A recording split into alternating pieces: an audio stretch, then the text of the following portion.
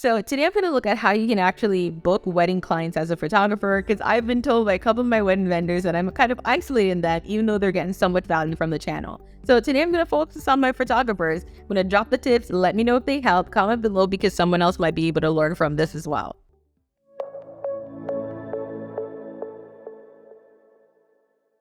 Hi, I'm Jody Anbro, and I'm a marketing expert. I'm a trained digital marketer, and I work with service-based businesses, especially wedding planners, to help them get more leads and inquiries when they're not doing it up well on their own.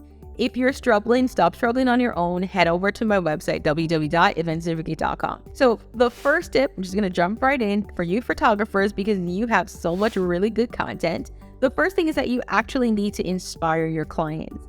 I can't think of any time that I've hired a photographer where I didn't go to their website or look at some kind of content to ensure that they had the kind of images that I wanted when I hired them, right? So you need to inspire your clients. So if you're trying to book wedding planning clients, you need to have maybe a website or maybe some other format that you use to share these images where they can see what it will look like when they work with you.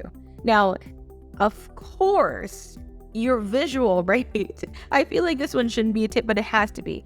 Photography, it's a very visual field. So you need to be showing them what's possible. Make them dream through your work, right? Show them the dreamy weddings that they want to see, or maybe it's the more bohemian weddings or whatever that is. They need to see it. They need to be able to dream with you. And this leads me to tip number 2. Tip number 2 is that you need to build your portfolio.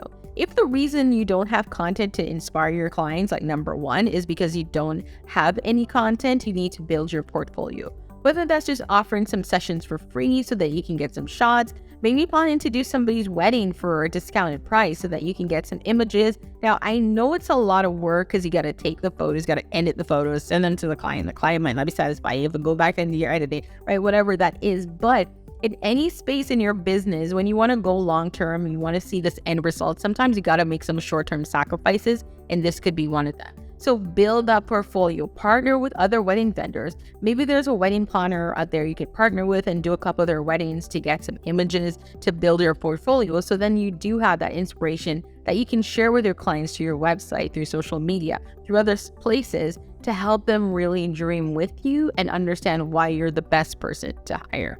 Number 3 is that you gotta focus on building connections. I can say that the last 2 photographers I hired came from, I found them in a space where we're having a conversation. So one of them came from Facebook, right? I found her in a Facebook group. We were just chatting. I realized she was a photographer. I reached out, I looked at her website. I researched her a bit more, and then I actually connected. But you gotta build those connections. Those personal connections can make a huge difference. Ask your friends and family for referrals. Reach out to people. Go into these groups. There are so many Facebook groups out there with wedding planning, like brides, couples, all these people who have wedding groups. Go in there and try to build some connections locally so that you can get some bookings. Because if you're being genuine, and I don't mean to go into these spaces, just drop your information right away, right? I mean to actually go in, connect with people, talk to them, build those connections, because those are the things that can lead to booking. If I feel comfortable with you and I realize you're a photographer, you're the person I'm most likely to reach out to. That's just how I operate, and I know for a lot of people that rings through as well. Number 4 is to offer some tips and advice. People are out here struggling. Sometimes people think they don't need something. Someone might say, I don't need a videographer. I don't need this. But this is where you come in with the tips and advice. This works also really well in the Facebook groups and people are asking questions. One of the things that I found really helpful, I'll tell you this. So I found a photographer because she dropped tips somewhere where she was talking about how to pose for your branding shoots. And that's how I found her. I literally found her, I think it was on Pinterest.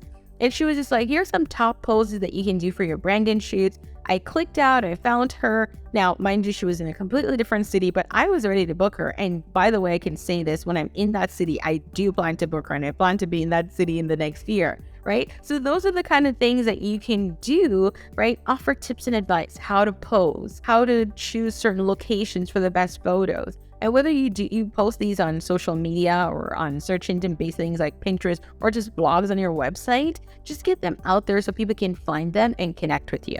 Number 5 is to find your clients where they're hanging out, right? If you're hanging out with a bunch of photographers or you're hanging out trying to get information from other photographers, these are not marketing channels, right? Sometimes they might be, right? Sometimes another photographer might need you as a second shooter on a wedding, and great, you've gotten a job. But you also need to hang out where your clients are. Look for where your wedding planning clients go.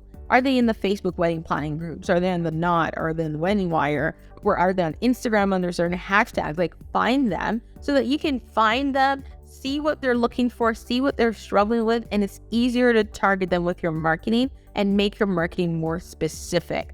Those are my top 5 tips for booking clients as a photographer. If you have questions, drop them down below, and don't forget to hit that subscribe button so that you can get more tips like this one for growing your business.